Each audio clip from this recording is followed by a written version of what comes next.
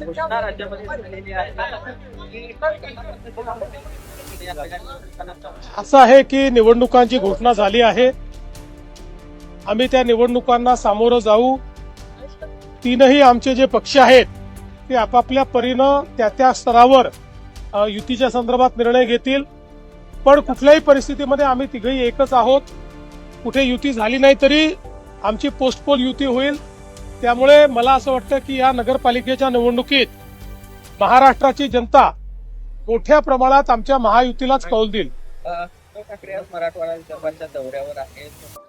कसं बघताय दौऱ्याकडे? हे ज्याबद्दल चांगलं आहे. विरोधी पक्षाचं काम आहे. पहिल्यांदा उद्धवजी बाहेर पडले आहेत.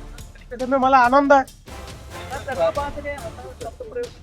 आपल्या सरकारसाठी केला हो, ठाकरे टोमणे मारण्याच्या पलीकडे काहीच करू शकत नाही. मी तर यापूर्वी देखील सांगितलं की विकासावर केलेलं त्यांचं एक भाषण दाखवा आणि 1000 रुपये मिळवा. काल निवडणूक आयोगाची पत्रकार परिषद झाली. त्यावर राज ठाकरे यांनी म्हटलेलं आहे की ही पत्रकार परिषद बघितल्यावर कळ पाहिजे आज पत्रकार केली, कारण निवडणूक आयोगाकडे उत्तर नाही. दुबार त्यांना एकच उत्तर पाहिजे, ते म्हणजे निवडणुका पुढे ढकला. त्यांना दुसरं कुठलंही उत्तर अपेक्षित नाही.